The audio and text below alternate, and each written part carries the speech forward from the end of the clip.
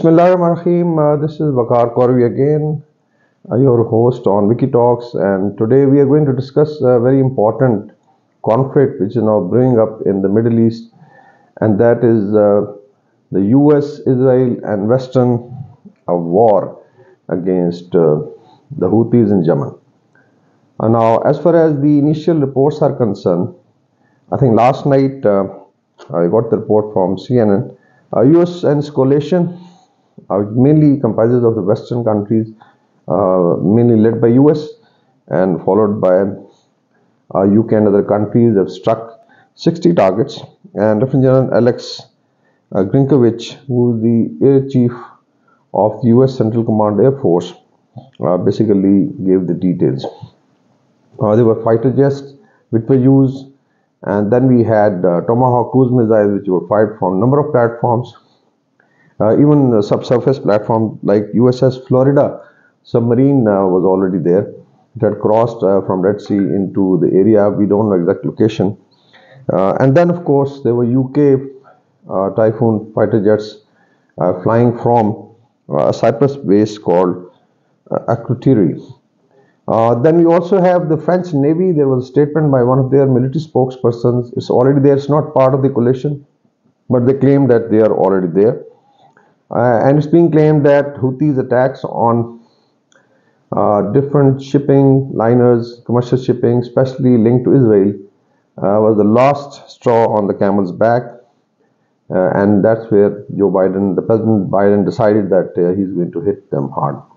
Now, we are going to basically, there was also a warning from the Pentagon spokesperson, Major General Pat Ryder, to Iran, with an appeal come threat that they should stop their proxies in the Middle East, otherwise the war is going to expand. So basically, this is what has come from the West. From the Houthis, I think there has been a strong response by the spokesperson as well as the leadership.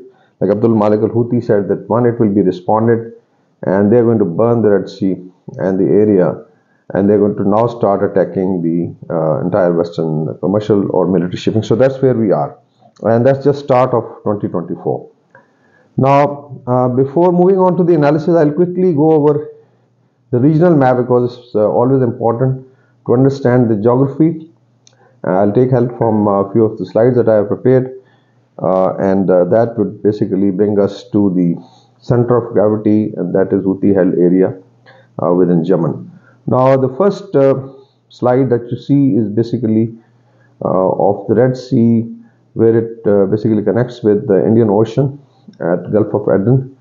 In the north, we have Kingdom of Saudi Arabia. Then we have towards the east, Sultanate of Oman. Then, of course, contiguous to that is the state of Yemen, and I'll come to who's holding what in Yemen. And then we have basically the African coastline from Eritrea. Then, of course, we have Djibouti, port of Djibouti, and the state of Djibouti in the center. And then Somalia. Somalia itself is also kind of divided, although it's been shown as one country, but there is a breakaway faction which is controlling Somaliland on the west of Somalia. And then, of course, we have Ethiopia. So basically this is, and the important choke point here is Bab el-Mandab, closer to Gulf of Aden. So mainly this is generally the area. Now we come to the next slide, and that indicates who holds what. And if you look at Yemen itself, there are certain areas shown, some enclaves north of Mukalla port, which are held by Al-Qaeda in Maghrib or Al-Qaeda in Yemen, whatever you call it. Then, of course, there is another group, or the government of Yemen, which holds area. And then on the west and the north, we have basically area in basically light brown color, which is held by the Houthis, and that is mainly the population filled area or more populous area with mountains, and also the granary of Yemen, because towards east and extending towards Oman is mostly desert. Then, of course, we have ports like Aden and Mukalla are held by STC, which is Southern Transition Council. Now, reportedly, this is backed by UAE. This is another faction. And then Yemen also has an island, the Socotra Island, which is generally in the Indian Ocean, west of the Aden port. Now, within Yemen, then we have important cities. From north, we have Sadda, then Harad. Sana'a is the capital. Hudaydah is the important port. Then you have Dhamar, Baida, and Taiz.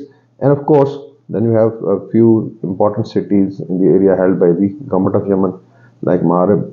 And that's how it is. Then, of course, to the south, I talked about Somaliland, Somalia, Djibouti, Eritrea, and the Red Sea.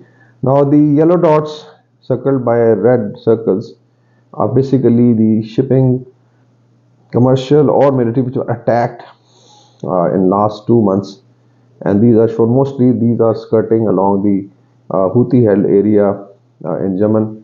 If you look at Hudaydah port, and then you come to Bab el-Mandab, the narrow strait that we normally talk about, then going into Gulf of Aden. So here, generally, there have also been some attacks against Indian shipping or Indian bound shipping very closer to Indian ports in Gujarat and also in the Indian Ocean. So it means that Houthis have the ability to strike with missiles and drones. So basically, this is where we are. Now the next slide basically comes to the targets. If you look at the center of gravity of the area held by Houthis, the targets engaged were Sadda, Harad, Sana'a, Hudaydah, and Dhamar. So mainly these are places where either you have Houthi forces headquarters or their forces deployed. And we are not very sure of what has happened. The US has claimed that they have been able to achieve some of their objectives, and also warned that most probably there are going to be more attacks. So it means that this area is going to basically then start becoming a theater of maritime operations. Now, if you look at the developing situation, we've talked that Houthis are part of axis of resistance. I'll just briefly recapitulate. In Palestine, we have Hamas, which is directly fighting Israel, and I'll not go into details. But today, we also are hearing a case against Israel filed by South Africa and supported by most of the global South for the genocide that they have committed, and Israel was coming up with very, very, I would say, absurd logic. But let's see how the court decides at Hague. Then we have Hezbollah, which is seriously engaged along the Israeli northern border in southern Lebanon, and there's intense fighting going on. And they've also been able to almost sanitize the area from the civilians. Northern Israel is almost vacated. It's only the military which is fighting, and port of Haifa is also affected. Then we have Kataib Hezbollah in Iraq, and also some of the Iran-backed groups in Syria. So these are the groups which are directly engaged, very close. And then we come to Houthis, who have basically targeted the commercial interest of Israel, or now basically even the Western interests, and they've created a lot of, I would say, nuisance in the region. Already the shipping has been affected very badly, especially the commercial shipping, and in that 20 very large maritime companies, commercial companies, have already shifted, and they are diverting the routes from Indian Ocean, skirting along the eastern coast of Africa, Cape of Good Hope, and then going to northwest towards Europe, South Africa, South America, and even North America. So that's the kind of penalty that they are paying. Mainly, Houthis' objective or the axis of resistance is to stop the war, give the relief to Palestinians, and also look at final solution. But there's a maximalist position adopted by both sides. There's also mention of India, which is now feeling the heat. India was invited to join the Operation Prosperity Guardian, but they have refused. They have sent a couple of ships. But Indians are quite scared of the Houthis, that we know, and they are not been able to confront them. There was a report in the Indian media that India is probably going to suffer a loss of $30 billion if the conflict expands. So we're looking at huge losses for India, because there are a lot of exports, energy imports, which pass through either Bab el-Mandab or Strait of Hormuz. And then, of course, is Iran. There are direct threats coming from US retired military officers, 4-star level. Even I think I mentioned in the last video, General McMaster is hinted at striking selective targets. of the Islamic Revolutionary Guard Corps headquarters or their assets, and then a direct threat by Senator Lindsey Graham, which actually talked of wiping these bases out of the map. So maybe something is brewing up against Iran. Iran had sent a destroyer in the region, and there are reports that probably it has been pulled back closer to their shores. So this is, I think, the immediate situation. Now, there could be three scenarios. One is, of course, status quo, a simmering conflict, strikes here and there, and then probably we see it for another 1 or 2 months, and then both sides or the belligerents look at their strategy. The other is that saner voices prevail. There's a lot of pressure on Israel and the West, especially in Hague, for the genocide case. And Israel has a lot of prestige in the international arena. Even the general perception in the West has changed a lot against Israel. Even the protests are going outside Hague today. And there is a ceasefire. Palestinians and Israelis may, with the intervention of their Arab friends and other interlocutors and UN, go for a two-state solution. At a minimum, they can give it to Palestinians. Basically, it's an occupied land. And third is that this conflict now starts metamorphosing into a war, which is very, very dangerous. In my last video on review of wars in 2023, I had made some projection that probably 2024 start will not be good.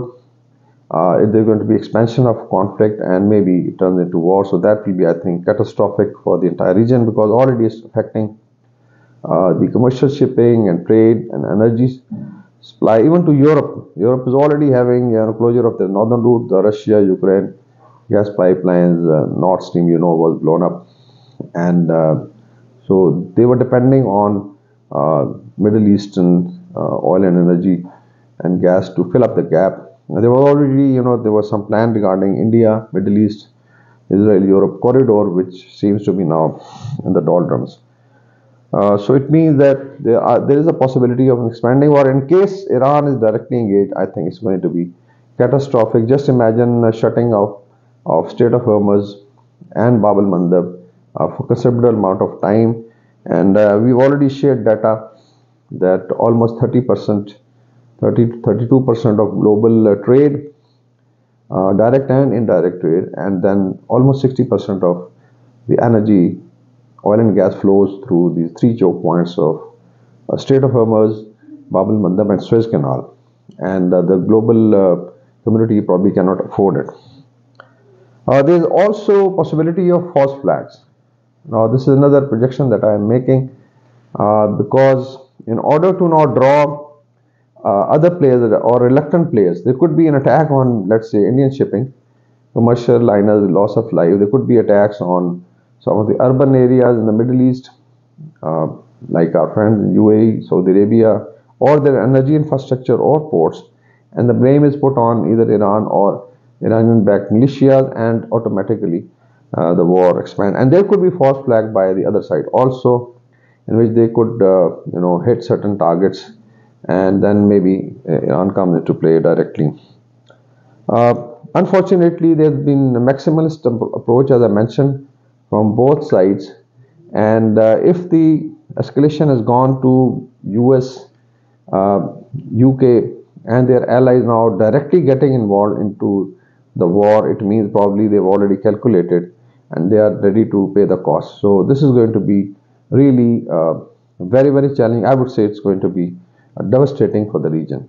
So let's hope sense prevails, and those who are looking for peace come up, and the leadership in Israel, US, and the larger West understands. And then, of course, there could be negotiations. Friendly nation can always play a part. But 2024 had a very bad start as projected, and we have to wait and watch what happens in the near future. Thank you very much for watching this video, and in case you like it or appreciate, please like it and subscribe, and also share it with the friends, and do put your comments so that we can improve our videos. Thank you very much.